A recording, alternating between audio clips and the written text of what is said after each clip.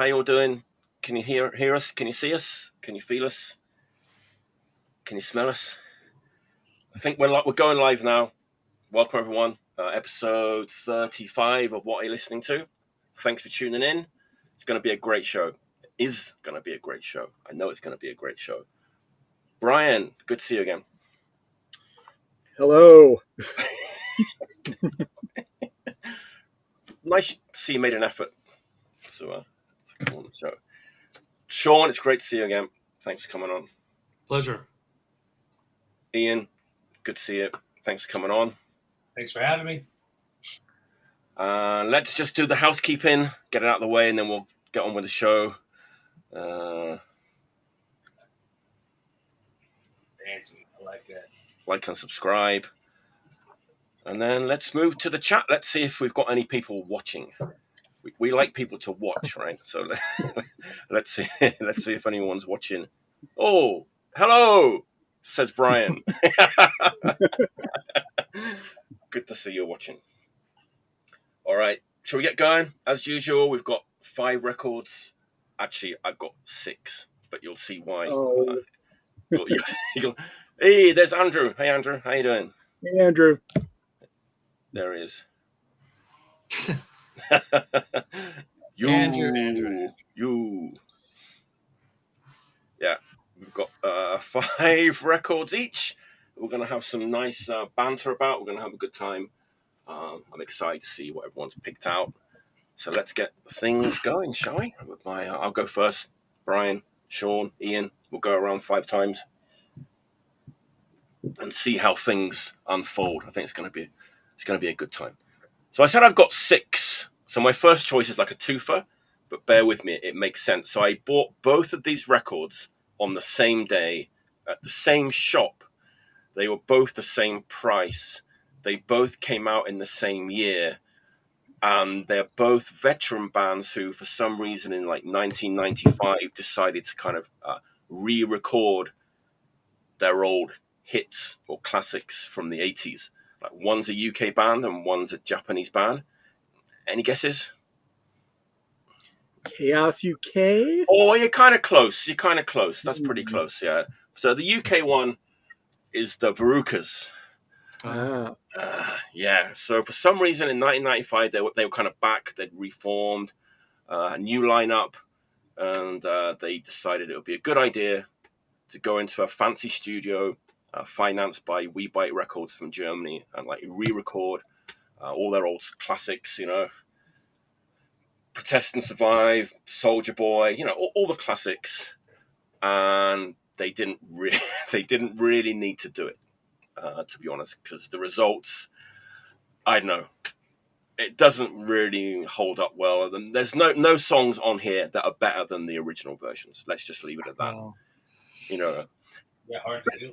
and it's got that vibe of we finally got the sound that we always wanted to, and it even says so on the back. It's like, you know, we kind of re-recorded these songs as, you know, to kind of modernize them and you know, make them sound as they should. And it's not great. It's not terrible, but it's not great. But I have another one that is fantastic, and it's the Japanese one.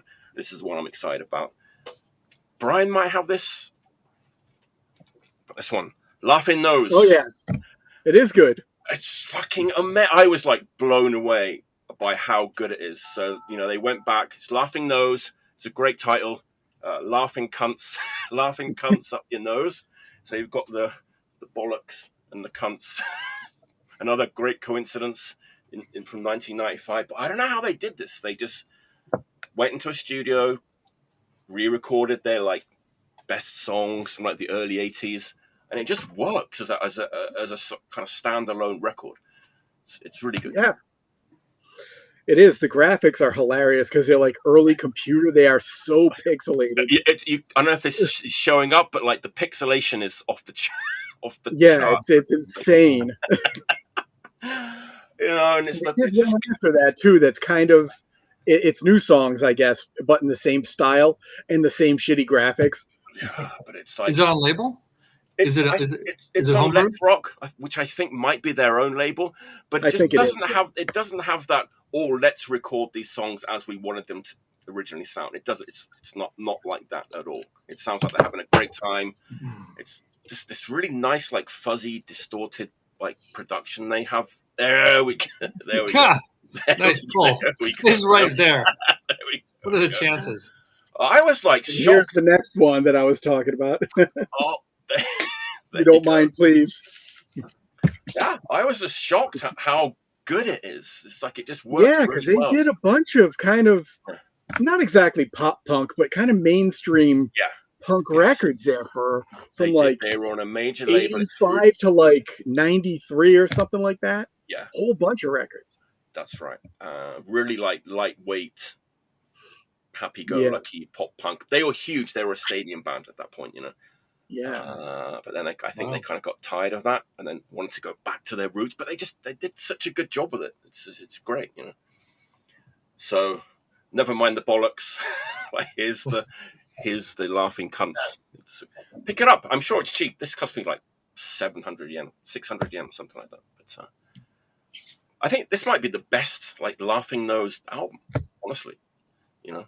Yeah. I think it's better than oh Jesus. What is the I have the other one right here. Oh, that's Last Bomb. That is not it. This one, that first one. Oh, yep, right. Yeah. This is way better than that, I would say. Yeah. They do that first 7-inch is great. Like really raw, like that style. Yeah. And then they just like kind of went like more melodic and commercial. Yeah. This is perfect. Fuzzy Japanese punk. Yeah. This is great. I'm gonna have something to look into. I know nothing about this stuff. Try and find it's tough. It's a big discography because they go way back to the old like hardcore Lawful Assembly compilation, and they go way. They were from Osaka originally, you know, 3-piece band, and they moved to Tokyo. Blah blah blah blah. But yeah, pretty impressive for a band in the mid '90s to pull out something like this good, you know. Well, that explains. Yeah. I mean, AA was an Osaka label, right? That's right. Yeah. So that's my first pick of the day. It's the Laughin Nose. Brilliant. Lovely stuff, as they say. Stuff. All right, Brian, what you got for I'm going to start off with an actual new record here. Oh, there you go. Planet on a Chain, boxed in, on the clear vinyl, only for indie record stores. And actually, they had like an extra silkscreen cover just for Armageddon's copies, or just actually I think it's for Dropdead HC.com or something, like the mail order thing that Ben runs, selling like, you know, stuff that's kind of just hardcore stuff. The store's a little more metal at Armageddon or whatever. But it's 3 people from Look Back and Laugh, doing kind of, you know, the same kind of, you know, thrashy hardcore thing, but also kind of a little bit of Youth Crew kind of stuff, straight edge Youth Crew kind of stuff. A little bit of metal too, just a little bit. But we're gonna go and play with them in about a month. Nice. August 10th through 13th. We have like 4 shows of them out here, so I'll get to see them live. I assume it'll be better. Oh, and the singer is Dave from Tear It Up. Ah, there you go. Yeah, so little early 2000s thrash meeting of the minds from both coasts there or whatever. What is that band called? POAC, what does it stand for? I've seen that Planet record. on a Chain. I've seen it around. Planet on a Chain, yeah. I don't know exactly what Planet on a Chain means, but yeah. No, you Look Back and Laugh, so now I gotta check it out. Yeah. Great people. And, you know, I don't know, Brian Stern, who plays guitar in that band, he played, you know, bass in Look Back and Laugh. He really knows how to write a tune. You know, he's also in Talk Is Poison. All right. Oh. So, you know, they have a good pedigree. They're like old school people who kind of, you know, really know what they're doing, as they say. And somehow that's on Revelation, which is completely strange. I guess they're kind of going back to doing hardcore to some extent. Or whatever. Well, there's only you can only repress 10 of the same record every single year over year for a while before people get tired of it. Yeah, honestly. weren't they doing like some kind of like indie rock? Not indie rock exactly, They don't. but kind Yeah. of Yeah. that kind of stuff for a while, which I think they were trying to make like Victory Records kind of money off of somebody who just like mysteriously got to the, upper echelons of the charts through some fluke or whatever. So Yeah, I don't think they have the infrastructure to really get that out. I mean, you can only encourage. I mean, I mean, it's all the whole label's built on hardcore, and so you got to go get the hardcore bands again. Find a new generation. I mean, Victory was too at first, but it's like people have this dream when they see like their friends do something huge or whatever. They like think they can do it too or whatever. Planet on a Chain. We're talking about Planet on a Chain. There you go.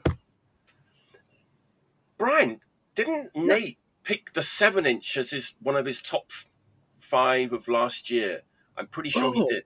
Yeah, the 7-inch. I think that was one of his. I was on that show with them. I didn't even remember that, but I just remembered it now. So that looks familiar. And then Nate showed it as one of his top 5 of last year. The 7-inch. They have like 2 7-inches, and I guess they're going to reissue those as like a 2 for a 12-inch or whatever at some point. So nice. I got to pick that one up. I've seen it in the store actually. So should pick it up. Planet on a Chain on Revelation Records. On Revelation, boxed in, like Sned's band from a few decades ago, whatever it's been at this point. Nice.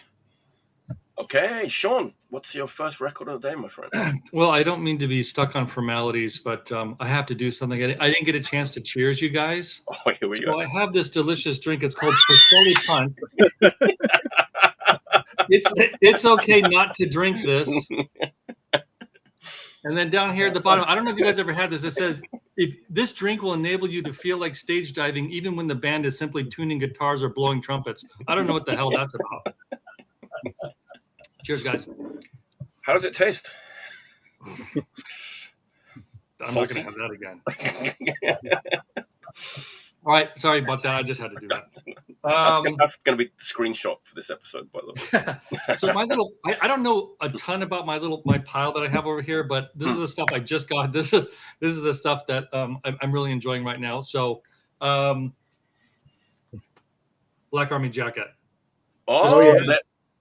Black Army jacket just came out. Mr. Orlando knows what. Thank you, Mr. Orlando. He actually helped me get this one. You have to get it on black vinyl. It's Black Army jacket. Right. So, obviously, there's power violence in here. There's hardcore punk in here. There's punk in here. There's 3 or 4 different kinds of vocal styles in here. Really tight guitars. I love the drum mix. It's super, super tight, so I can turn this up really loud, and it doesn't mess with my EQ. Absolutely love this thing. It's really well done. The packaging is fantastic. I mean, look how many songs are on this thing. There's like 100 songs on this thing. Hey, look, Brain Scan Records right there. It's actually very, very good. And I didn't obviously grow up on the East Coast. I didn't get a chance to see this band. I didn't follow a lot of music through the 90s and into 2000. So this is new to me effectively, and I absolutely adore it. So thank you, Andrew. And I honestly think this is worth. If you don't have Black Army jacket and you really like that really fast hard style, you might want to have this in your collection. It's really, really nice. It's worth the money. Is that like a discography collection? It is. Okay. It is. Yep. Gotcha. I think it's everything but 222. Right? I don't know, but there's 2 LPs in here. This is a double LP. That's awesome. It's slammed. I mean, it's 33 RPM. It's like a DRI 7-inch, but a whole bunch of it. That's great. That's my record. Nice. I remember those guys. You played together, right? Shit on the 90s, but there was some cool stuff going on. Yeah, absolutely. Andrew sent me the repress of like 222 a few years ago with the new artwork. There it is. There you go. Man, that's terrible. Tastes like drinking medicine plus straight edge, whatever that is. Sorry, Ian. What's your first pick of the day? All right, let's see what we got. I've been on this record for a while now. Pest Control. Don't Test the Pest. It's a crossover thrash metal hardcore. I don't know a whole lot about the band. It just came out, I think, this year, I believe. As far as I know, it's the only record that they've put out so far.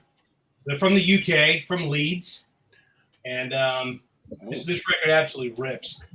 There's several different colors of the vinyl I've seen. Mine's on this really cool neon green. But yeah, the record rips. It's female-fronted thrash metal, hardcore punk from Leeds. You know, I don't think they've ever played here in the States, but I sure hope they make it. I just saw they're getting ready to tour Australia with Obituary. If that gives you any indications, pretty badass. Yeah, the record's great. We were talking about it, Mike. It's one of the ones I saw. I think Daniel did a write-up on it or something. There you go. Yeah, I was about to ask, how'd you find it? I think Sorry. I saw it on Sorry State. They did a write-up on it, I'm pretty sure, and checked it out through Bandcamp, and it's just totally my bag. So I immediately had to order a copy, and it rips. I really like it. So that's a real nice thing about Bandcamp. You can kind of test the waters a little bit. Right. Yeah. Like, it's got this like cool, kind of shitty but awesome, like, you know, 80s metal artwork. It's fucking mantises like ripping this person into pieces. Is that the side of a Centipede arcade machine? It is. I missed that arcade. Semi bootleg. I love it. What label's that on, Ian? This is on Quality Control Headquarters. I thought so. That's a great label. It's a London-based label. They put out a lot of like good like hardcore punk. I think that the woman is in that band Game with Jonah from. Yeah. I think I'm right. I think that's correct. Correct me if I'm wrong in the comments. Yeah. Yeah, that's another reason why I knew I had to check it out. When I saw what label it was on, you know, I was like, oh yeah, this label always puts out good shit. So they put out that Fourteenth record too from last year, which I love. The crazy Finnish crossover thrash record. Yeah, good stuff. Label. Good label. Like good stuff. Good label. That's my first pick. Pest Control. Nice. God, it's my turn again already. Nice. Okay, warning. You have 6. Yeah, well, 2 have gone, right? I know that. Okay, warning. French punk content. Content coming in. Prepare yourselves. So I've had this one for a while. I didn't really like it at first. I put it on, played it, put it back on the shelf, kept coming back to it. There's something about it that kind of intrigued me, and I kind of stuck with it. And like this week, it finally kind of clicked, and I was like, yeah, this is a cool record. It's from this year. It's new. It's this French band. Shit, I've got to take it out the thing there. It's a band called Turquoise. Don't know. On our favorite French label, Symphony of Destruction, which puts out all the good contemporary French punk. The name of the record is Sang, Larmes, and Râles, which means blood, tears, and rattles, apparently. So, of course it does. Yeah, right. I actually did my research on that and checked it out. But like, it's weird. It's like the guitars are very like brittle and like kind of like low in the mix and a little bit jangly, but the music's kind of like D-beatish, kind of hardcore. It's kind of weird. It's kind of unique. So I was thinking, this kind of sounds like a bunch of guys who are into like post-punk and anarcho-punk, like playing like D-beat. That's what my like assessment of this record was. And so I was like, I'm going to ask Luke, like our French connection, Luke from Bombardment, see if he has any like intel on this band Turquoise. They're from Paris. And you know what? My gut feeling was correct.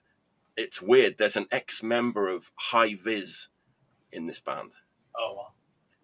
Which explains a lot about the guitar tone, you know, and the kind of post-punk, jangly kind of thing that's going on in this band. And then 2 other members playing like an anarcho-punk French band called Baron. I don't know if anyone knows the band Baron. They're a pretty cool band. And then someone from Baron, the vocalist of Bombardment, used to play in Baron. There's like weird connection with Bombardment. Where there's the D-beat thing.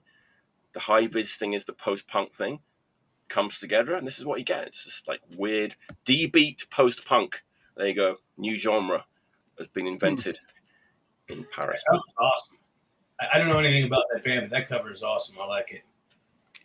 It must have been, yeah, they must have been hard for money to do the black and white. They should have done turquoise. There you go. They missed opportunity. Or at least the font. I don't know. Is it turquoise though? You know what? It is right. Totally different meaning. You know, Oops. it took me a while. It took me like 2 or 3 months for this record to kind of click with me. Luke said he doesn't really like it. I don't think that's a secret. I don't think he'll mind me saying that, but it's good. It's a good record. And apparently the singer's a big, puts on all the DIY shows in Paris. Romain is his name. You might even know him if he played in Paris. But maybe. He's the guy that does all the DIY punk shows in Paris. He's the singer of this band. So if you want something that's a little bit different, check it out. Post-punk. There he goes. Scoots with the... there we go. Yes, I think they did. Check it out. Turquoise from this year, 2023. That's my second pick. All right. Brian, what you got? Let's see. I'm going to go with this one. Whoa. Oh. It is nice. Double live LP, but it's like 3 parts of 3 different shows. 4? 4 different shows from 79 and 80. Wow. Which is, there's nothing on here that except for like a couple of them, which are like half-speed versions of stuff from, the first Land Speed record. And actually, they have an early version of Gravity from Everything Falls Apart on there too. Like again, it's like it sounds more post-punk. Like they're listening to like factory music bands and stuff. There's like a few songs like that, more towards like 80. Because they just started off. They were like the Ramones, basically, just kind of playing stuff like that, and then they kind of slowly developed their style. But still, they aren't even to just like the first 7-inch touches on the very end of like the second LP of this, kind of like, I guess what we now would call post-punk. Back then, I don't know what we would have called it exactly. Right. But yeah, it's I don't know. They kind of already had an LP of this stuff in the box set they did the Savage Young Do box set. So you kind of already got an exposure to that kind of stuff from that. And there's a few bootlegs too at this point of stuff from back then. Is that off label? Oh, sorry. This is no, this is actually an official thing. It is on Reflex and MVD. Oops. Oh, gnarly. The Reflex imprint and MVD disc is really what label it's on. Reflex is just, of course, ŠKUC's in-house label, and they still slap it on. So how does it sound? It's all soundboard stuff, and it's pretty good. Again, I don't know. I'm not sure it's entirely necessary unless you're a complete fanatic like me who has everything already and has heard all the outtakes and stuff. And I finally got it back in the bag. Yeah, no colored vinyl yet. I assume at some point they'll do like colored vinyl, and then I'll have to buy all those as well. This was like ŠKUC record number 270 in my collection or something like that. Wow. So. Brian, was that the one they did for Record Store Day this year? Was that what that is right there? Sorta. It wasn't a Record Store Day release. It was a Record Store Day. I can't remember what they call it when it just a record comes out on Record Store Day, but it's not limited just to Record Store Day. Right. And they did at least 6,000 of them, so you can get it real easy. Yeah. And they're probably going to repress it. That's what I would assume. But yeah, it's interesting to hear how they grew. But again, like I said, there's bootlegs. There's been tapes out there for many years. If you like went on the internet and downloaded stuff. Yeah, I don't know if there's gonna be much of a collector's market for this, especially if you're went to record store day and just like bought stuff thinking you could flip it. I don't think this is one you're ever going to be able to flip. Only I mean, Taylor. I think for something like this, it's a matter of taste because, like, I really like live. I like to sit and listen to live performances because I like to go to shows. Some people would prefer to have the best of the best, studio kind of thing, well mastered and cut and all that sort of stuff. But yeah, some people just don't get the live. I think I love the live. My favorite like Cure album is a live album. Yeah, I mean, there are live albums I definitely like, but it's not just that it's live, it's also that they weren't up to like the standard that they reached kind of at Metal Circus. Or I guess what do you call it? Jesus Christ. In a Free Land, I guess, is really where the starting point of like what ŠKUC is known as a great band. This is they're still like feeling things out. There's interesting stuff in there. Like some of the slow versions is much more intricate guitar work than there is when they're playing them faster. I like to hear the primordial stuff, like Yeah. Like remember when Black Dots came out, the Bad Brains. That's interesting. God, that was such a revelation when I heard it. Those songs just sounded so great, slow. They kind of revealed just even more melody and stuff. Yeah, that one was a surprise for me too. I listened to it, I thought, odd, I haven't even knew about this or even heard it. Move this up to the front. I don't think anybody had heard that stuff at that point. It was there were like a couple bootlegs of stuff. Like there was like a 7-inch that came out of LA. They did like all those like the Go-Go's live thing 78. The one was like the Faith and Kinson Udaset double 7-inch, the SOA demo on like a thing. It was that label. They did like a Bad Brains one, I think. And it was just kind of like really grimy sounding and whatever. But that's the Black Dots is crystal clear, and it's like those songs are so hard hitting, even at that slow speed. I remember like did Don do that? I'm sorry, what? Did Don do that in Inner Ear? Yeah, I think it was when it was still in a basement or something. It wasn't really a studio yet. Oh, right? His original studio was his basement. I've been in it. Oh, yeah. I think he only had an 8-track recorder at that time. I don't know if it's the same one, if he upgraded after that, or I don't know. You'd have to. I think they did everything live and then just put the vocals on later or something. That was the story of the Black Dot session. Like they just played live and then put the vocals. In '85, that his basement had a 16-track. Yeah. Huh. I was just going to say that song, is it Redbone in the City? That blew my mind when I heard it, with HR sounding like Johnny Rotten, Yeah. Crazy. Yeah, that's cool. Yeah. That's cool. That's interesting. Yeah, it's just God Save the Queen with different lyrics, more or less, right? I mean, yeah. That was just like, Jesus. Crazy. And when those videos started coming out, like the stuff from like late 79 and early 80, when they just had like kind of short afros before they were like a little more clean cut, like they were even like wearing like suit jackets and stuff. Yeah, ska. Yeah, they're modern ska. Yeah, that's it. Yeah. Yeah, I mean, those videos are incredibly high energy. They're just crazy. Yeah. It's clean. I like that. I dig that. All right, so there you go. Not a high recommendation for that ŠKUC, but record 270. 270, I believe. Yeah, something like. I mean, that includes doubles. Like I have 3 copies of Zen Arcade on the like light blue milky vinyl accidentally. Like I didn't buy them intentionally. It's how it goes. Yeah. Rebuying stuff by accident, or it's cheap. Nice. All right, Shawn, what you got? Well, one of my earliest favorite bands is next. Similar to the one that Brian just tossed up. This is a live recording. I got this for Father's Day. This is The Killing Joke. Oh, vinyl. Right. It has, it's a fantastic recording. It has all the songs that, really float your boat from the first couple of albums. And I could just spin this all day. I rarely will. Sometimes I just put the needle back on, go to work, put the needle back on, go to work. And I never tire from this. I haven't seen them live. Maybe that's part of the problem. Me neither. I haven't seen them live. I don't know why, but I really enjoyed this thing. It's really well made. I don't know who Cooking Vinyl is as a label. This is that's like a big UK indie that did like a lot of big like it is sorts of like this is 2005. Right. 2005 release.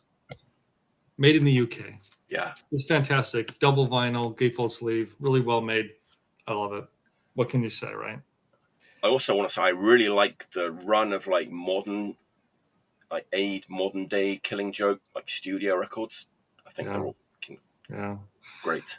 Honestly, I mean, just tremendous musicians, and the styling on the vocals is untouchable. I don't think anybody does it like. I mean, that like Jello Biafra, other singers that have this real unique sort of sound. I really, really love it. I mean, a lot of bands, you can swap out singers and people won't know the difference. Just dress them up like they need to be dressed up or something, but not like this. This guy's voice, you could hear it just speaking through a forest, and you're like, I know who that is. I really appreciate that a lot. Yeah, they have any. Actually, you did a thing of the you had all the Killing Joke records rated at one point, didn't you, Mike? I did that. I What woke was up the one worst morning. one? I was just saying, I don't think there's any that are really terrible. Oh well, there's that one Outside the Gate, which was supposed to be like a Jazz Coleman solo record, but they ended up like putting like the Killing Joke name on it. I've actually never heard that. What's the Courtnod Tux or whatever it's called? It's that one as well. Yeah. Yeah, that one's kind of not so good. Yeah. It's weird. Oh, there you go. I didn't know that. Were... Cooking Vinyl is Youth's label. There you go. Makes sense. Yeah, that Killing Joke video I did is my most viewed video on YouTube, and my most like angry. The comment section is extremely angry with my choices. Really? Because Killing Joke fans, are pretty avid, Yes. pretty dedicated, have a lot of opinions. So I'll tell you my favorite song. Go ahead. New Day. Good one. Love Like Blood. So great. They have a lot of good songs. What was the album? What was the album called there, Shawn? Which one was it you said? New Day. I have a single. I have the New Day single, but I think it came out in a 12 maxi or something. Mm-mm-mm. Really, really lovely song. I mean, the one that you just showed, the record. Oh, sorry, Oh, bud. that's like The Gathering something. Yeah, The Gathering. Whoops. You got me mirrored here. There you go. different kind of. Yeah, because Killing Joke fans call themselves gatherers, right? They're not Killing Joke fans. They're. Isn't The Gathering that ICP and St. Clown Posse convention they have every year too? Unfortunate coincidence. Isn't The Gathering some kind of like throwback to like the Highlander movies or some junk like that? There can only be one. There can only be one. All right. That truly just looks awful. Ian, what's your second pick of the day? All right. I've got. Oh, what's that? Gasp. War for Days. This is the demo on vinyl. I think the 96 was when the original demo came out. This is LA hardcore, power violence, members of lots of great bands. Despise You and F.O.A.D. Yeah. Cool white vinyl. This band is great. I always liked them from the. I think I first heard them on some comps back in the day. Cry Now, Cry Later. I know it's definitely one of them, but their songs were just fantastic. I really, really, really loved the demo stuff. They put an LP out on Slap a Ham Dome Trailer later on, which was really good. But they got a little bit more psychedelic or something, I guess. But the demo was just raw shit. I don't know if you ever heard it. The tracks on here, a few of them, like I said, were on comps. But I'd never actually heard the demo until I they released it on vinyl. Every song on it is just brutal as shit. As most bands in that time frame were. 90s Gasp. Super cool people. I booked a show from when I was like 16 years old, and they were just amazing people to work with. Great band, and I was super excited to see that record got put on vinyl. So it's cheap too. I think you can still find it for next to nothing. Haunted Hotel, I think, is the label that Haunted Hotel Records put it out. But yeah, Gasp. I've actually never heard Gasp, but Cynthia Me from neither. that band is super cool. Yeah, it's great. Yes, Cynthia. From She's Despise. singing for Despise You now. Yeah, Was great. she in that band? Cool bros. Yeah. Yes, she's in Gasp. Yeah, Okay. Cool. he is. I put out this Bastard Collective, and it has members of Gasp. I don't know who the member is. Oh, Nice. Yeah, they were all. I don't know what a lot of them went on to do after the band, but they had a few splits, few 7-inches. Like I said, Chris Dodge put out an LP, which was really good. But the demo stuff is just raw as shit, just mean, just absolute brutal, mean. The shit that you want to kick someone's ass to. It's good stuff. Good stuff. I like it. What's the vocal style? Is it screamy, or is it like possessed? Yeah, both. I guess possessed. It's like real raw, like just fucking mean sounding. And honestly, I don't even know who does the vocals. I can tell you, Mike does the vocals. thank you. Great, Mike. Is it Mike Mean Streets? Mike who? I'm sorry. Mike Mean Streets? No, I don't know who that is. No. Oh, okay. You showed Mike Mean Streets when you were on last, right? Or someone did. Andrew may have. Andrew. I think it was Andrew. There you go. Yeah. Oh. Yeah. I kind of read about that, and I saw like they were talking about like the more psychedelic stuff. I was kind of interested in how that sounds, the like psychedelic period. I'm interested in that. Yeah. Like Gasp, you're talking about? Yeah. It's great. It is really great. In fact, they got back together, I want to say a few years back, probably right before COVID, and put out a new album too. And it was a lot of psychedelic, a lot of noise, sound clips blended, and it was cool. But just something about that, hearing that demo tape when I'm like a sophomore in high school, junior in high school, whatever, hearing that thing, and it was just it's fucking mean. I loved it. A lot of the bands were at that time. And Power Violence, growing up in California, that's West Coast Power Violence, so good shit. Yes. That's a nice pick. I'm gonna look into that one. Yeah, God. I'm gonna have to write this down. I'm gonna Jim Martin. Right, this it's one. like the list of records that I have to check out is overwhelming. Mike, do you list Mike when you publish this? Do you list all the albums we cover in the comments? Okay. Yes, yeah. And our good friend ŠKUC actually made an Excel spreadsheet of the first 28 episodes, which is a nice reference to have to look at. Sometimes things get shown like a few times, right? Which is okay. I don't care, But yeah, under each episode, you can go back and look under the thing, and it's got everyone's picks from the episode, right? I don't think that one was on there. Although I was going to do the Half Man record. First time appearance for that. Yeah. Half Man New York. Yeah, As Everything Fell Apart LP. Right on. You can find it for like $2 any day of the week, but fucking record. Yeah, I think my buddy Chris was the singer of that band. I think he was. He was in Claremont. He was in Claremont going to school, and so he used to hang out with old Pillsbury Pistepi children and stuff like that.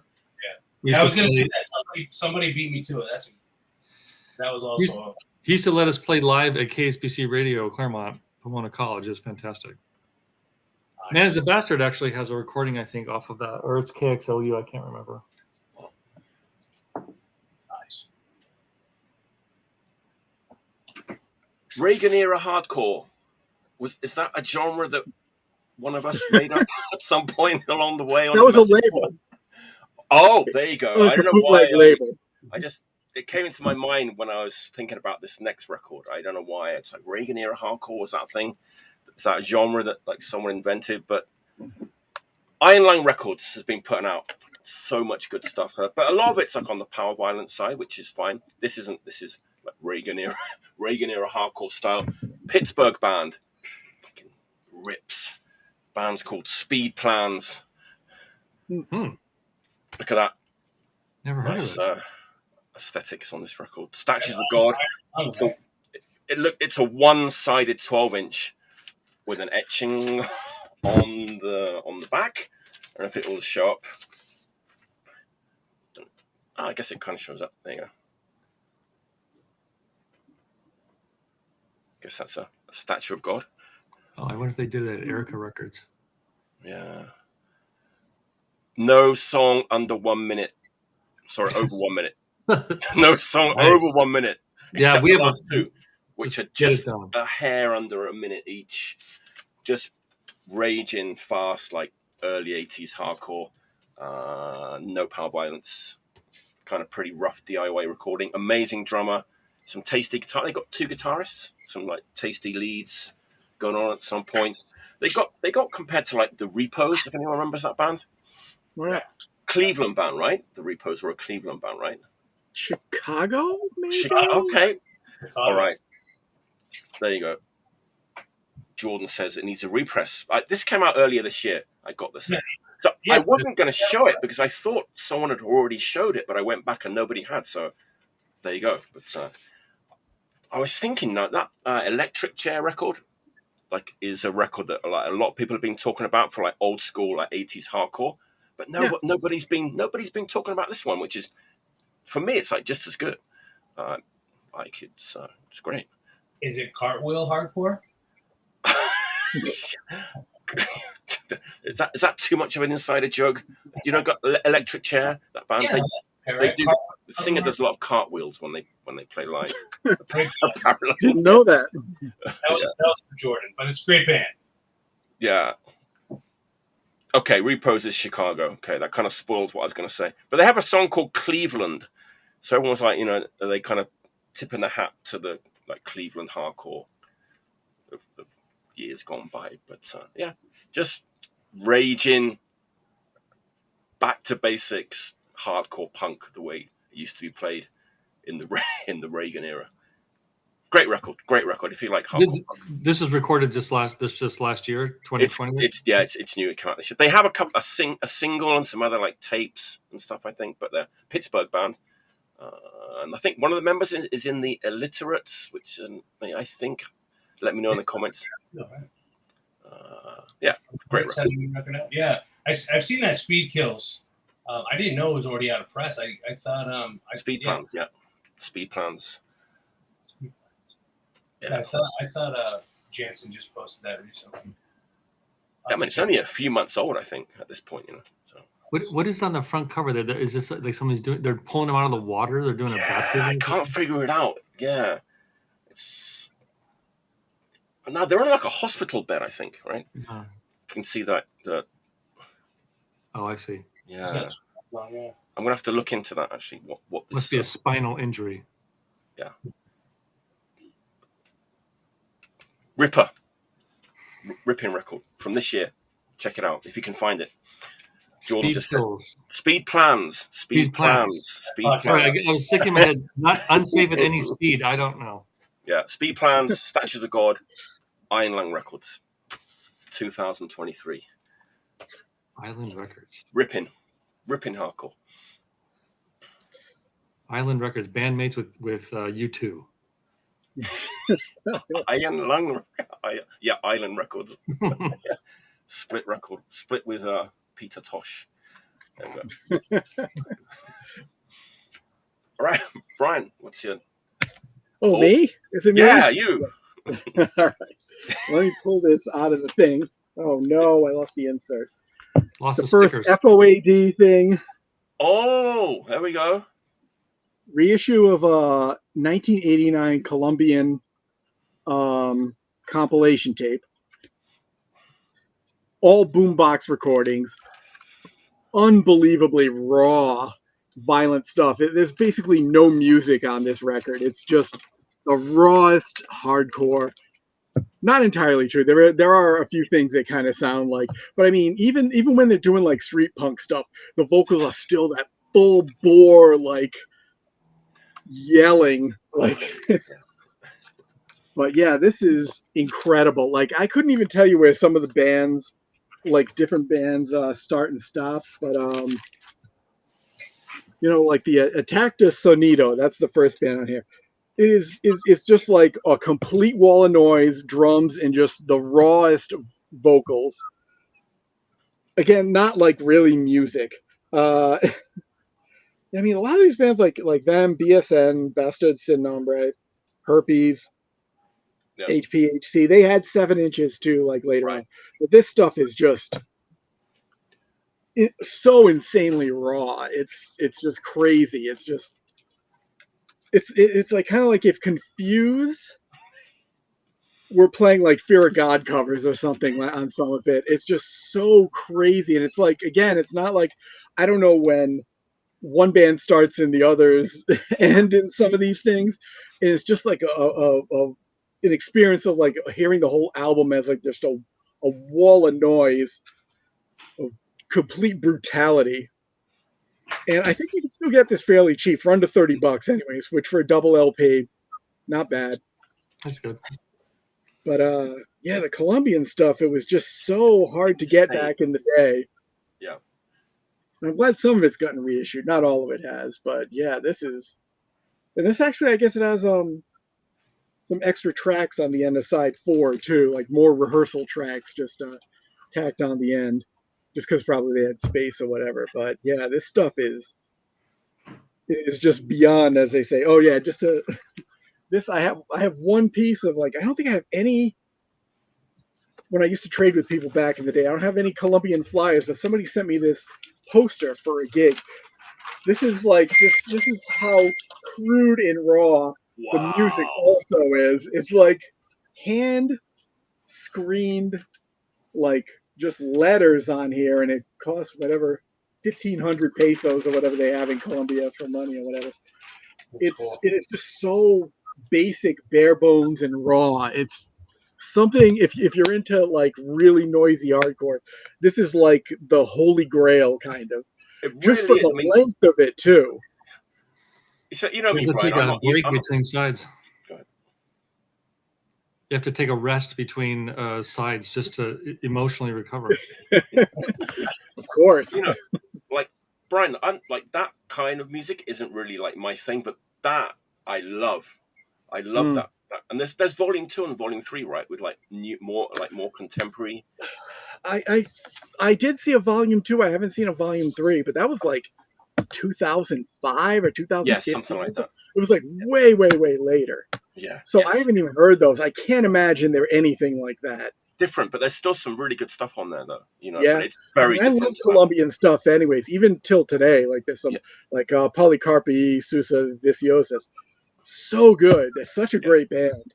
Yeah. They, again, they kind of work a little bit of melody into like the extreme kind of raw hardcore kind of stuff they do, and they've only gotten like heavier and more brutal as time has gotten on. They're a great band. Which is yeah. Hey, Brian, you mind holding that up real quick again? Let's double check the name of the comp again for everyone watching. Oh, sorry. Yeah, no Estamos en la cima, I guess. Nice. I'm taking notes. Yeah, and it was originally like a cassette tape only. It was a cassette, right? yeah. Yeah. Yep, cassette only thing, and then right here, 1989. Prime year for Colombian hardcore for sure.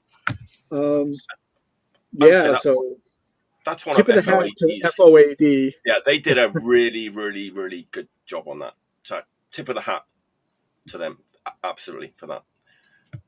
I've got one too coming up, which is also a similar kind of thing, but We'll get to that. We'll get to that. Looking forward to it. We'll get to it. We'll get to it.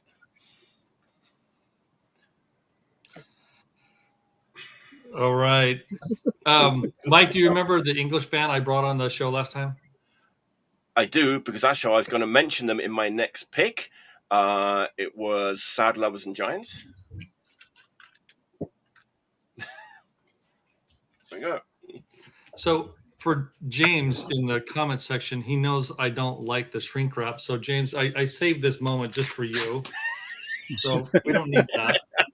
That's for record nerds.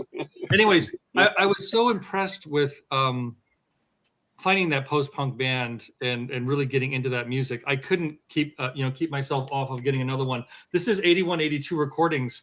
A lot of the really great songs that are on that one that I showed last time are on here, but they're earlier. Some of the earlier versions of it, it's really nice. There are nothing but, the new kids call them bangers. There's nothing but bangers on this thing.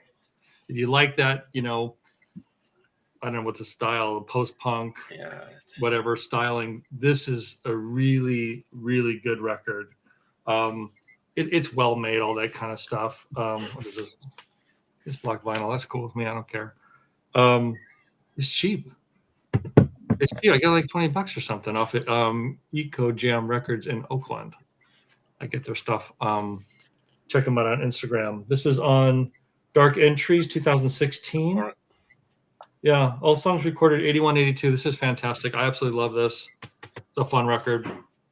That was an amazing pick on that show, because I'd never heard of them, and I did find like their first 2 albums, I think, since that show. Uh-huh. Yeah. I loved the sound, and the Chameleons and all that kind of stuff. Yeah. So it was weird. I was like, why have I never heard of like Sad Lovers and Giants? So it's a real good recommendation for me. Yeah, I really love it. It's fantastic. I think that might be a collection of the singles, but I haven't had a chance to history it. But I think it is. Right. And the singles I was watching on Discogs, I think the singles were going for about 95. No thanks, I can't do that, but I can do that. Yeah. So great band. Really great stuff. Great band. I'm going to tie that in. That's weird. That Brian's pick and that pick both. I got to pick for Brian. I got to pick for Brian in a minute. All right. Cool. Oh, great picks tonight. We're on. You remember what happened the last time I was on the show? Uh-huh. We went all the way around. We were talking about Prong, and all of a sudden they started talking about Damage, and I pulled out Damage. You did. Nice. These things happen sometimes. Like everyone's like linked in. It's great. Yeah. The best New York hardcore record. I said it. The Damage record. Damage. Yeah. Sins of Our Fathers. I would actually say the second one is even better, but they're both great. The board, the soundboard record. Yeah, live off the board of CBGBs. So great. That Sins of Our Fathers, that needs to be repressed. I'm trying to find the guys. I want to ask him if I can do it. I really want to do it. I think their manager might own the rights to it, because it has a sticker on the front that says like produced, managed by whoever. I think he owns those recordings. God, I know a lot of people that want to reissue that. I've talked to many people over the years who think that should be reissued, but maybe you'll be the guy who cracks the code. I don't know. The vocals are so amazing. Yeah. I think all of it, the music is just punishing. It is punishing, and it was so early. It was like 83, and then by 84, it was kind of like, it's gone. It didn't. The first one's 84. The second one's 85, I think, isn't it? Yeah, but like by the time New York was doing metal, Cro-Mags, all this. You stuff, mean the whole scene? I get you. Yeah, they were like the foundational. I mean, I know they saw them play because they were playing CBs because they were doing the board and stuff. Yeah. Tommy Victor was the board guy there, I think, right? Tommy. We were talking about Tommy Victor, me and Ian, before the show. I don't know. Oh yeah. How did that come up? I don't remember. Yeah. Oh my gosh. I love Prong. Me too. That's what it was. Yeah, I compared a band to Prong a few weeks ago. Someone didn't like it. So I love Prong. I do. I don't know if I told this on the other show, but I reached out to Prong in '88. And I said, I want to do a split record with you. And they said, let's do it. And then they signed to Epic and they said, sorry, Charlie. Ooh. No. I sent money to get their demo, and they said we're out of the demo now. God, that So demo. I don't have the prong demo. I want that demo. I had the original shirt, like the Primitive Origin shirt. It was like $6 postpaid, but they sent me back like $4 or whatever for the demo because they didn't have any or whatever. Oh, that Primitive Origins is fantastic. oh, my God, amazing. There's a bit of discharge in that Primitive Origins, I think. Oh, sure. I think so. Yeah. Oh, yeah. Yeah. Yeah. Double bass. Anyway, Ian, what's your next prong record of Wait, this one. What's your next record of the day? Sorry. Unfortunately, it's not but Con Men. I've seen this. Oh, this is great. This is a, I mean, you could tell by the artwork, it's total Ramones worship, punk, rock and roll disgrace record. It's a Boston band, local guys. Our buddy Danimals in this one. But this is fantastic. It's you know, a lot of bands try and do that style, but it's just, you know, it's kind of cheesy. This is not. I mean, I hear the Queers, I hear Screeching Weasel, the Ramones, obviously. I mean, this record is just great. They had a 7-inch before this. That was also really good. But this LP is really this LP is just really top notch. I just actually grabbed this from Kucha's shop. I've been looking for it for a minute. I don't think it's like pricey, but I don't know why. It eluded me for a while, and I'm really glad to have this. It's cool, really good. Con Men, get loose. You've got it from Kucha's shop. Yeah, I didn't know you had a shop. Yeah, Big Dig Records in Cambridge. Ah. Fairly new, 6 months or so. I think he's had it open, but yeah, got some good stuff there, and I grabbed that there. It's a good one. Con Men. From Boston. Yeah, Boston. The members. This one I got to be honest, I didn't do my homework on it, but I know Danimal. My buddy Danimal was in this band, and 4 other awesome people, I'm sure. But really good. Like I said, they have a demo tape. They have a 7-inch that came out prior to this. Rock and Roll Disgrace Records, Boston. Rock and Roll Disgrace Records. That's what's his name? Belmont. I like that name. I've got a couple of records on that label. There you go. Got some. There you go. Yeah, there you go. Power pop with some Ramones worship. There you go. Nice. Cool. I'm terrible with the descriptions, but hey, good. Welcome to the club. How did you find this band as well? I found them because of Danimal. I know Danimal from Boston Strangler and you know, among other Boston bands. And you know, who doesn't like the Ramones? And then when you see that they make a band like this, that's how I stumbled across it. So hang on, let me get this straight. So it's Danimal from Boston Strangler is in that band. That's correct. Yeah. Okay, then that's a kind of good. That's a good. Yeah, Dan Abramovich. Yeah, this sounds nothing like Boston Strangler, but yeah, but with that kind of pedigree in there. Great dude. Yeah, great band. It's really good. I recommend it. Definitely check it out. You can hear it on Bandcamp or whatever. Cool. But it's a great record.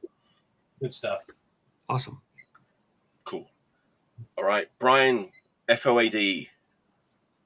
F.O.A.D. Tape only release, reissued on vinyl. Shawn with the post-punk,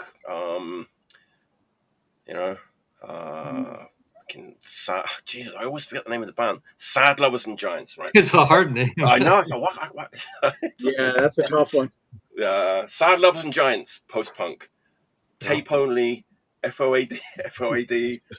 Let me get to Yugoslavia. So, going back to like 1982, 1983, which is the same time frame as, Sad Lovers and Giants, post-punk. Mm-hmm. Apparently, like, Yugoslavia had like a really burgeoning like post-punk scene.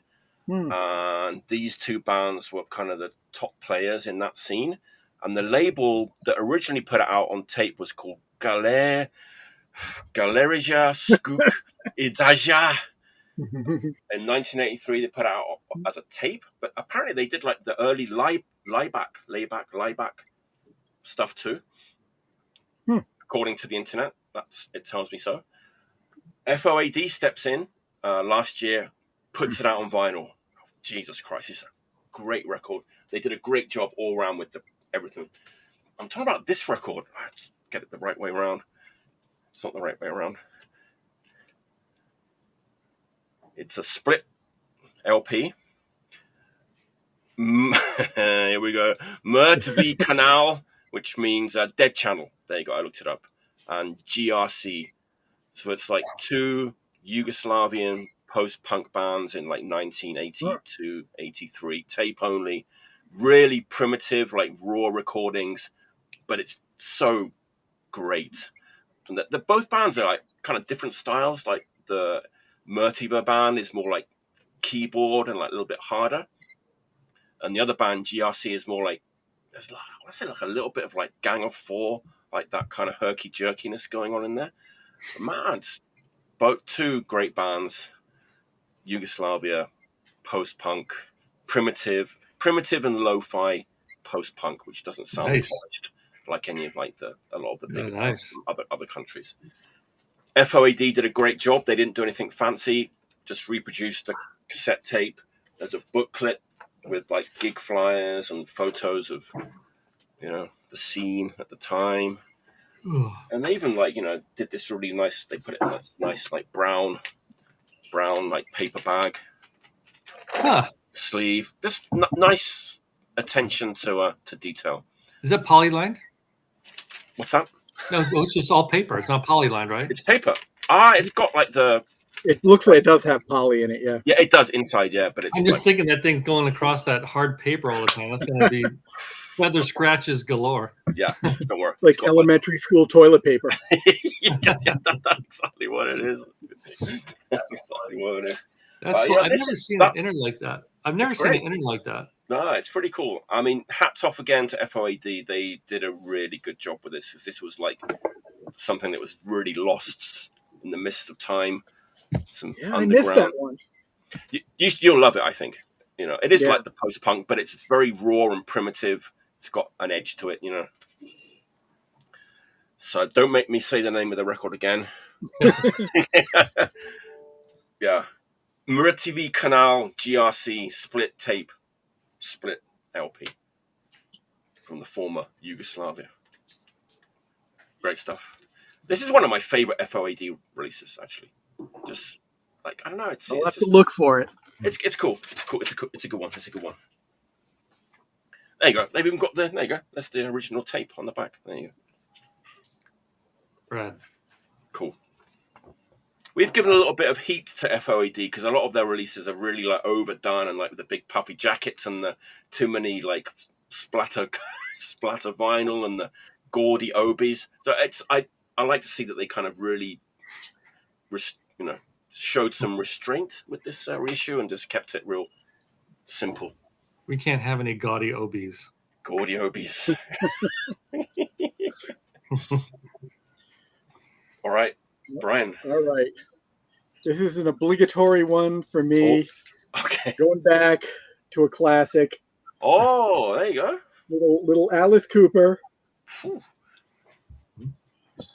Fucking love it to death. This is not like a straight pressing or anything. This is just Warner's or whatever the fuck it's on. Yep. The plain old Warner's thing, but what a great LP when they kind of, originally came out on Frank Zappa's label, like the first two LPs, but which are way more quirky than this. But this is more just like hard rock, psychedelic, a little bit of here and there theatrical kind of stuff, kind of hinting at what more of that direction they would go in and he would go in once the band dissolved and it was just Alice Cooper, the solo act. And really, like, every song on here, except for the first one and last one, hit me so hard. I was I was thinking about like we were talking about like that Detroit band Death. How people say like they were like the first punk band and blah blah. They owe as much to Alice Cooper as as much as people say the Stooges MC5 or just like they sound like an early Bad Brains or whatever. They had to be listening to this kind of stuff and doing stuff like this. Sure. When they were making their stuff in 74, 73, whenever they were around. And of course, amazing. Sold. But yeah, I mean, of course, I'm 18. We've heard it like a million times. When you try to listen to it with fresh ears, it's kind of hard. Right. But Hallowed Be My Name, Long Way to Go, Black Juju, just punishing kind of psychedelic hard rock. Ballad of Dwight Fry, unbelievable. It's just so good, and I know, like if this is if they weren't like the band that they were, and you found this in some bin, and we were dealing with the last 15 years where people are just looking for these obscure hard rock records or whatever. You ever saw like a band that looked like that on the back of the thing? You'd be like, I gotta get this. This has to be a $3,000 psych record or whatever, right? I mean, that's right. Yeah, it's one of those. Yeah. But yeah, I think it's good to go back and revisit these classics because they're classics for a reason. Even if everybody's down on the boomers these days and whatever, there's plenty of great music. Yeah. These guys, I guess they, especially Alice himself, kind of turned out to be a norm when it came down to kind of a Republican golf playing teetotaler or whatever after he like quit all the alcohol in the early 80s or whatever. But yeah, at the time, so he was on the freaks. He was on the Muppet Show. He has to be fantastic. That's true. That's true. That was a good part. Waking tattoos. Who is that? I don't know. Yeah, Yes, this next one is by the band Coven. It's funny, just obviously an American record. I was a bit late to that. The first one we had when we were like young teenagers was the $1 Billion Babies. Was the first record that someone in my like circle got hold. I didn't understand it at the time. I like it now, obviously, but oh yeah, yeah, that would be the last good one, right? Yeah, it turned out so. Yeah.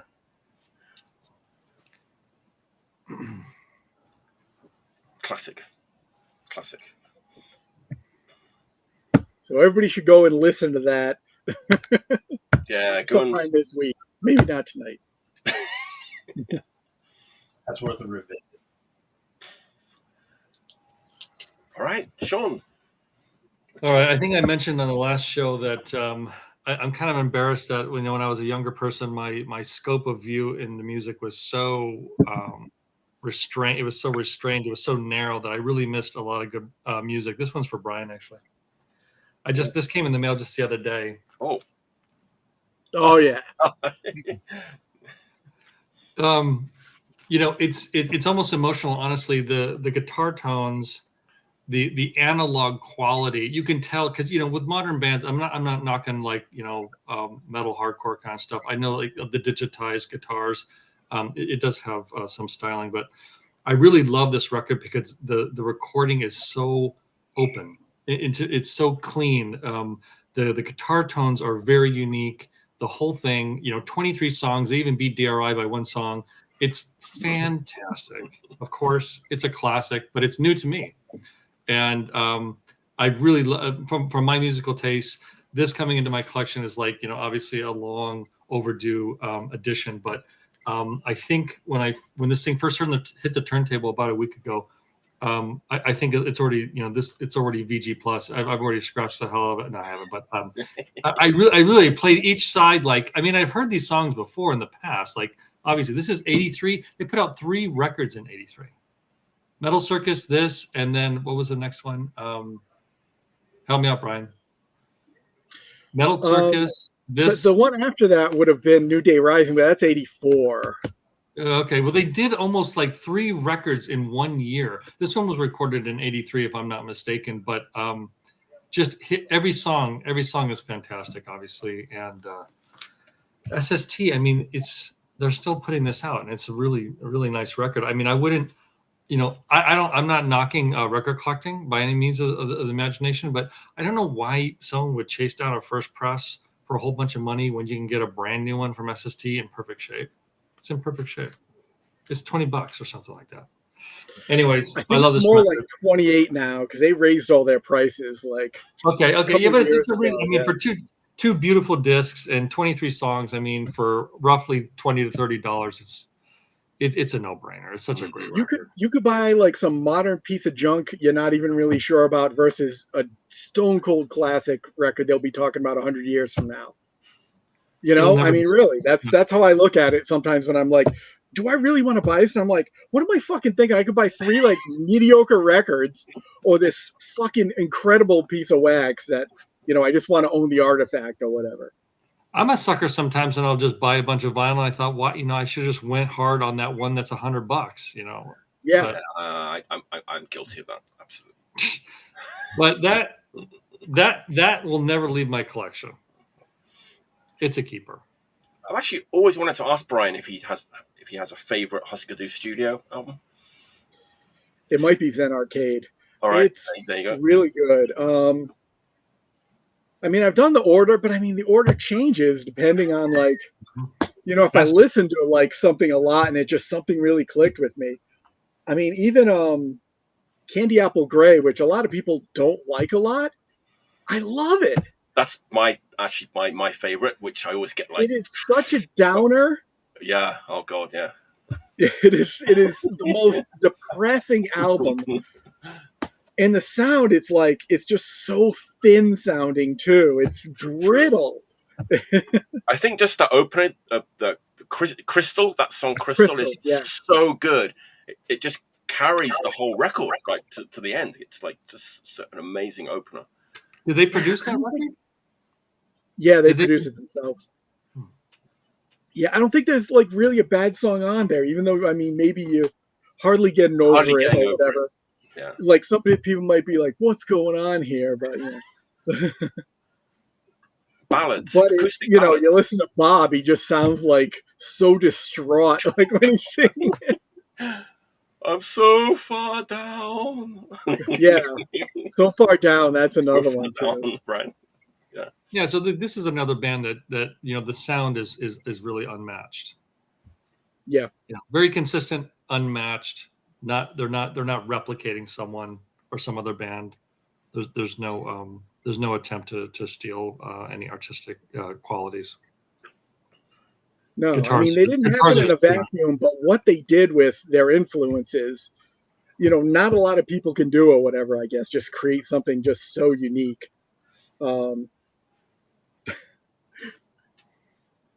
It's just the random thing that, yeah, but like a lot of people, like especially like people who didn't come up in the hardcore scene, I guess, like say like I wish they would remix and remaster those early albums. They sound like just noise. They're just like sound like garbage. I was like, dude, you don't know what you're talking about. This is like capturing a band in the studio, just raging wall of sound, pouring their guts out. I mean, this would not be improved by like producing it like the Foo Fighters or whatever. Yeah, and they don't have multiple. There's not multiple tracks on that. They may have recorded it live. They did record most of it live, but there are definitely some overdubs. But it's not like not like layers and layers and all this fancy. No. The backwards tracking though. The 2 songs that have like backwards guitars on them. Good stuff. I love it. Classic. Yeah. Says took 25 years to digest Candy Apple Grey, but finally. Yeah, a lot of Candy Apple Grey talk now. I'm gonna have to look into that one. I don't have that one. My brother had that one when I was a kid. He would spin that one. And I would go peek in on it. My brother was a little bit more open to all kinds of music. This is Joel? Uncle Joel, yeah, Joel. We would share records. Wicked. All right, Ian. Oh, I'm up. I was thinking it was Shawn, but that was Shawn. What was? Yeah. Next up, I have a record I'm pretty sure hasn't been on the show, but I'm. Oh, there you go. Acid. Public Acid. Easy Weapons. This band is, I don't know what you call it. Again, I'm shitty with descriptions, but it's just like fucking blitzkrieg hardcore. It just like immediately just destroys from the beginning. It's fucking just mean as shit, fast, heavy, not power violence in any way, but just really. I ran into these guys. They played a show here shortly after I moved out here to Boston with a bunch of local bands that I was into. And I hadn't heard this. Never heard them. I guess they have a few 7-inches. They're from Raleigh, I believe, Raleigh, North Carolina. Yeah, and unfortunately they were even sold out of the LP at the show. They had no copies, but it's one of those bands I saw for the first time live, and they were fucking incredible. Just really, really intense, really, really great, ass kicking hardcore punk.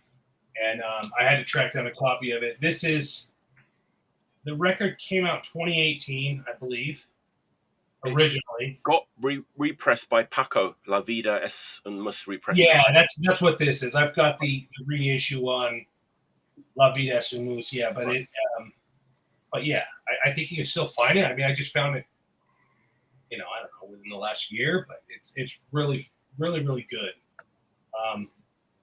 I was kind of surprised. I don't think anyone's done this one yet. But maybe I'm wrong. It hasn't shown up. It's a good one. Reagan era hardcore. Yeah, Reagan era hardcore. There you go. Really, really Just, cool. Black vinyl. Nice. Very nice. Beautiful. Yeah, really good. Raleigh, North Carolina. I actually just found the used copy. It's waiting for me at Disc Union. Nice. To go and pick up. Yeah. I think you can find it. Sure. Good record. Great live band too. I really love this show. I really love this show. It's sort of like flipping through records at a record store I've never seen before. This is fascinating.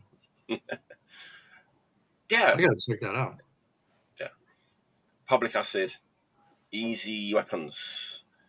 Easy Weapons. Yeah, that's the name of the LP. Yeah. They have a few 7-inches cassettes out also. I don't have any of those, but there you go. But this LP is really good. I hope this band's still around. I hope they put out more stuff because I would definitely be into hearing it. Sweet. All right. Last round. Jesus, time flies when we're having a good time. Do you remember, from when Maximum Rock and Roll put out Dezerter, underground, out of Poland LP, 1989, Polish punk? I didn't like it at the time. In fact, I think it was more like 86. Okay, all right. Something like that. Yes, 87. something like that. 86, 87. I think I might have bought it when it came out. I didn't like it. I actually went back and replayed it on YouTube the other day, and I still don't like it that much. But nevertheless, I found another record by Dezerter recently. It was just cheap. It was in the bins. I took a chance with it, and I'm glad I did because it's a far cry from underground out of Poland. I think it's their third record. This one's from 1989. That's why I got confused. But this is the original Polish. Oh yeah, pressing, super flimsy jacket, but sounds fucking incredible. This huge sounding record. I think we talked about this the other day on the board about why do the old Polish punk records sound so good, And then there's the back sleeve. Yeah, I remember this one. Really? Yeah. And I'd never heard it before. I'd gotten into a lot of Polish punk, But I just kind of forgotten about Dezerter, which is weird because really they're like one of the most That's kind of good. That's a important good bands, record. right? From They would have been the biggest band ever. I mean, out of Poland. They toured Japan. They came, and with the Stalin, and it's crazy. And the Stalin went to Poland and did a little tour with them. Blah blah blah blah. But this record is really, really good. It's like it's bookended by like 2 acoustic tracks, which actually reminded me of the Husker Du record. Those acoustic songs, but the first track is like an acoustic song, but it's more like 70s. It has this like really like warm analog, like psychedelic folk feel to it. It's the first song and the last song, and then in between that you get various like stripes of like punk and hardcore Polish punk. Very like emotional sounding vocals, just the tone of the voice and the language. Sounds a bit like that Moskva, which is another like Polish classic. The vocals sound similar to Moskva on this record. Is that made in Poland too? Yeah, this is this is the original Polish one on PolJazz, which is like a jazz label. They put out tons of Polish jazz and Western jazz too. It's beautiful. It just feels beautiful to have this artifact from like 1989, like Poland. Now I can show you you can't really see it. It's like the PolJazz. Yeah, you can't see it, right? But it's a classic. There's even some ska because we know, like, in reggae, Polish bands were not afraid of doing like a little bit of reggae or ska. Not at all. Right, but they get away with it. They do. They pull it off. Fair play to them. I always got the feeling back, like in the 70s, 80s, like the top engineers were out of England. They were making music, but I think oftentimes studio engineers that are bridging other styles, such as classical music, are really have a knack for sound engineering. So great music can come from anywhere. Yeah. Just to answer this question, both. I mean, all Polish punk it sounds good, and the music is great too. Yeah. Yeah, before the Iron Curtain came down and all that kind of stuff, I mean, there were no independent labels, there were no DIY studios. So anybody who like put out a record or whatever, it's through the state basically. Yeah, so it's basically on a major label. You're recording in a major label studio. That's why all that stuff sounds great. And they press like 30,000 of them or whatever. Yeah, so they were real easy to get. I mean, I have that one. I have the one before it. I have the one after it. I might have the one after that too. I'd have to check. I'm not sure. This is a beautiful record. It's fantastic. Even with the ska on there. It's beautiful. It's beautiful, like real, like punk music. But I looked it up and it's PolJazz. But you're right. Even PolJazz is like a subsidiary of even like some bigger, like state-run, like corporate company. Yeah. So Dezerter is, and the Thankless is really funny. It's got like 2 names and then Maximum Rock and Roll. it's the Thankless. So that's kind of cool. I was hoping to see like more like Polish bands, like you do on the Thanks list, but they don't thank any Polish punk bands on the record. No thanks to you. Yes, classic Polish punk, which is way better than underground out of Poland, in my opinion. But there you go. All right. Last one.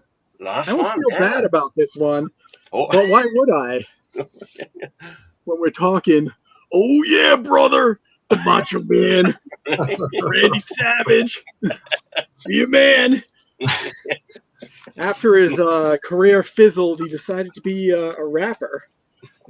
Oh no! Amazing. And it's as basic as you can get for rap, as you can imagine. I think he only wrote like one song on this, one set of lyrics or whatever. I mean, the songs are as generic as can be. Just sampled guitars to make it kind of heavy. Rap rock connection kind of stuff. And the lyrics are just simple. Kind of sounds like DMX, and that he's just like talking in his wrestler voice, that gruff. But the song "Be a Man" is actually pretty hilarious because it's a diss track against Hulk Hogan. So it's actually pretty funny. The rest of it, it's kind of, I have like probably 25 rap records, and the ones I have are mostly the best of the genre, like real good stuff. This is like garbage, but it sounds like a lot of rap records where it's like it's just there's 7 songs about being hard and killing people and stuff. Not killing people. I mean, he's more talking about like beating them up and whatever because he's the macho man. And then there's one song about his lady, and then he has one song about his dead homie. So it's literally like the blueprint for any generic rap record, gangster side of things, anyways. Yeah, I mean that's a bootleg. It came out on CD like in 2005. Somebody bootlegged it last year on like silver chain vinyl because he's holding the chain on the front of the cover. It just came out on Record Store Day on purple vinyl, which I could have got if I was like, oh, I have the bootleg. But now it's like, of course, like $100 on Discogs, like a month after it came out or whatever, right?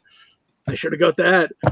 But oh yeah, brother. Yeah, I mean, were you guys into wrestling growing up, or?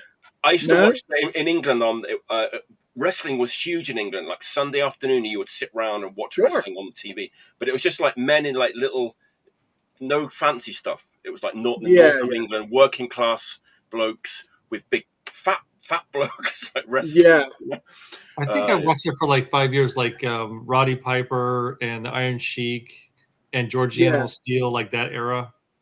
Yeah, that was a little more flashy, and of course the Macho Man was kind of towards the middle of that, and then like after that. But yeah, I remember like probably when like 1975 or before watching like Sunday morning wrestling, and it was like Mike is describing, like Chief J Strongbow would have been like the most colorful character, and he just like had like braids, like Indian stereotypical braids, and he'd come in with the headdress on and like a tomahawk, but he would be the flashiest guy. Everybody else would just be kind of like. His gimmick is he's Polish. That was Ivan Putski, the Polish power. That was his entire thing.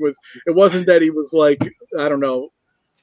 I don't even know what they do in wrestling anymore. I don't think they really have that same kind of stuff. He used to eat the onions and have bad breath on people. Did he? I don't even remember. Yeah, he'd take a big bite of an onion and then start to wrestle. We had Kendo Nagasaki. Who he was Japanese. Of course, he was some bloke from Bradford or wherever in a mask. And then we had Giant Haystacks. Who, years later, a band would name themselves after. He was massive guy. Named after Haystacks Calhoun from the U.S. Kind of a rip off of that. There you go. And Big Daddy with the British. I remember Hogan and Savage. I remember these guys, but I'm more of the Stone Cold. The Rock. Yeah, that's later. Like I appreciate that era stuff more now that it's 20 something years in the past than I did at the time. I mean, I don't sit around and watch wrestling, since I was a kid, meaning probably like a teenager or whatever. But I still like. I mean, that stuff is just pure entertainment. It's you don't have to think. You have to put in zero thought. It's not like reading a book. It's not like even like sitting there and listening to a record, kind of digesting things and the movement of notes and lyrics or whatever. It's just these goofs like beating up each other, fake beating up each other. I don't know. It's very real, damn it. Real. Let's not forget, like a lot of our Japanese hardcore is also very kind of wrestling influenced in its performance. The stage performances. It's very showbiz. Like Crazy SBK did yes, like wrestling stuff, right? That's right. Yeah. I mean, even like the Three Stooges, would wrestle. They had wrestling episodes where they would wrestle, like in like the 70s. We bought that Stretch Armstrong toy so we could stretch out his arms and slam him to the ground. Yeah, until he broke, and then he was just filled with pink goo. I thought it was clear or something. It's nasty. All right. Yeah. Okay. Shawn, what's your last record of the day? My last record. This one sort of caught me off guard. Someone had sent me a clip. They're self-proclaimed tragic wave. Some people call it dark wave. Some people call it goth. Anybody know what this one is? Oh my God. I don't believe it. Drab Majesty. Give me 2 seconds. Clear vinyl, 2 LPs, 45 RPM. This is some of the best written, what I consider driving music. So, oh my God. I love this record. And for me, I don't know, my brainwaves, you know how music and brainwaves kind of match up. Wherever I'm at in the world right now, this record's for me. And every song on this thing, there's like eight songs. You can get it as a single piece of vinyl on color wax or whatever. This one comes too clear. Oh, I've got exactly the same one, Shawn. Double vinyl, clear. Double vinyl clear. Yeah. Clear. Same. Yeah. Yeah. Got this for $25. Really nice production, but the music is really well written. I mean, this guy's a genius. What's that? What is this one called? I'm sorry. It's Drab Majesty is the band, and the album is called Modern Mirror. Yeah. And they have a couple of records out, but to me, this one is like a grand slam home run. Yeah, I need to get that one. I need to get that one. Just got all 3 of them like in one fell swoop. They were all kind of good price, cheap used. Yeah. I got this one too, but they're still in the like to be listened to pile. But I listened to bits of it on like YouTube and stuff. But I can't wait to like dig deep into these. You know. This is like the music that you put this on, turn all the lights out. Really nice. I also want to recommend a band called Choir Boy, who are kind of doing like similar stuff to Drab Majesty. Right. Put that out there. Yeah. Young people making very dark, like gloomy music. Yeah, it's funny because like they don't use their names. Like they have like stage names that they use. I forget what they are. You got stage names, and obviously the whole persona, and they always come out on stage with, I guess that's a wig with the dark glasses, and the black jacket. I was gonna actually show up on the show like dressed like this, but I didn't have time. I was gonna figure out how to do it, and I was gonna see if you guys could guess who I am. But that's weird. I literally just picked that up like 3 or 4 Yeah, days ago. mean, even if you don't like synthesizers and all that kind of dark wave stuff, I would poke at this one. A couple songs. I'll tell you what, my favorite one is Dolls in the Dark is very good. Oxytocin, it's a little poppy, very good, well written song. My hat's off to them. I think they've been lingering around in bands for years in LA and really not making any headway, and this one just catapulted up. I mean, they are a band, but it's like one guy is the guy on the cover, right? They have 2. So they have a keyboardist and a guitarist, and they both do vocals. I guess they're adding a drummer now so they can tour. I mean, they can do. They have pre-recorded drums and stuff. But the singer, the lead singer who's a guitar, he's a drummer in another band. Okay. I think they're called the Wedding or something. Marriages? No. Marriages. Is that right? Okay. Marriages. No. Oh, that's a great pick because they're there waiting to be like delved into. I can't wait. Yeah. That's a lot of music right there. Beautiful. That's beautiful. It's not hard, but boy, is it nice. Yeah. I'm gonna put that on probably late tonight after my 15th beer. Yeah. Turn the lights down. That's good stuff. All right. Okay, Ian. The last record of the day. All right, that's gonna be hard to follow, but I'm gonna go for it. So this one here is a record I've been listening to a lot. In fact, Mike, I had to take a break right before we got on live to pull this off. It's on the turntable, right? Yeah, it's a great record, and I was a little hesitant to play or to display it because it actually hasn't been released yet. But it's coming out very, very soon. In fact, there's not even any album artwork for it. But if you can see, let me try and center it. Down, stop. There you are. Can you see that? Burden. Yeah, this is another local band, Boston area band. It's hardcore, oi, punk. Really good band. They didn't have a cover, so they sent it to me wrapped in the T-shirt. Burden, Scorched Earth. Nice. This is another one coming out on Rock and Roll Disgrace, but really, really good band. Great dudes in this band. They had a 7-inch came out a few years ago. This LP, I think, was supposed to come out pre-COVID, and just like everything, got fucked up. It's been delayed way too long. I don't even know if they still play. They should, because this record's fucking smokes. But yeah, it's just really good. A lot of Oi records, to me, honestly, that come out these days are kind of boring. No, my opinion. But this one is not. It's just a great punk record. It's hardcore. Again, I really wish I had it covered because I suck at this. The artwork. Andy is the vocalist. Idle Hands. He does the artwork. Done covers for the Chisel, a bunch of other bands, but all right, really, really good record. It should be coming out soon with a jacket, and I recommend you guys look for it. Rock and Roll Disgrace, Burden, Scorched Earth. Did you say it was an Oi band? It is, yeah. It's like a boots and braces, hardcore, kind of like Warzone kind of thing. Yeah. It's Hey, that's beautiful. But there's a lot of like Oi. The Chisel is probably the best example, right? Of like new school Oi. Chubby in the gang. They're not Oi. They Chubby in the gang. Chubby in the gang. Bishop's Green is another one. Crown Court is another one. It's like new school Oi. Yeah, a lot of the bands that come out, I don't know, they're kind of boring to me, but this one is not, and I'm not just saying it because I like to do it. It's a really good record.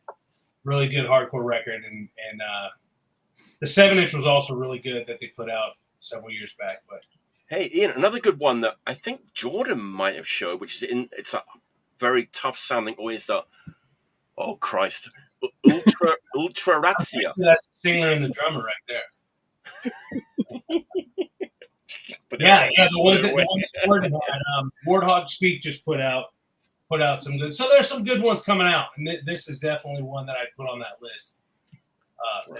It's a good record. Hopefully, very soon there will be copies available with cover. Long time. Cover, so. Yep. That's my final pick. That's in that ballpark. I want to pick up the Ultrarazia album, which is that. I get a feeling it's in a sort of similar ballpark. Tough sounding. Punk, I think that's the one that just is that the one that just came out on Warthog Speak? I think so. And it has like 2 different covers for some reason. I'm not sure, honestly. Yeah. We could almost do a round 6. We've been having such a good time, but let's not. I got to save some for next week, right? I got more records right here. Let's just keep going. Yeah. Let's just pull out our most racist Oi record and do a round of those. Yeah. Is that an original or a bootleg? That's an original. Original with the Japanese movement. On that bombshell. And that was Bull the Dog in the background. All right, that was a great episode. Great picks, great banter, as always. Been a good time. Let me just announce next week. We've got the man himself. His name came up. Chris Cooch, Mini Coochie. Mike Woodford, who's a great guy from Canada, who's watching now, actually. And James Cathcart, who's always a hoot. Oh. He's great. He's always great on the show. Not from any famous bands or anything, but he's no. a great guy. Well, he was an episode. He said, don't mention episode. He's like, don't So it's coming next week, Friday, 21st, 10 p.m. Eastern. See you then. It's going to be a good show. So, thanks, Brian. Thanks, Shawn. Thanks, Ian. Thank you, Mike. We might continue talking for a few minutes after. Yep. And stay healthy. Yes. Should we do it in unison? Until next time, stay healthy. Stay healthy. And stay clean. With your, not your Capo Cola.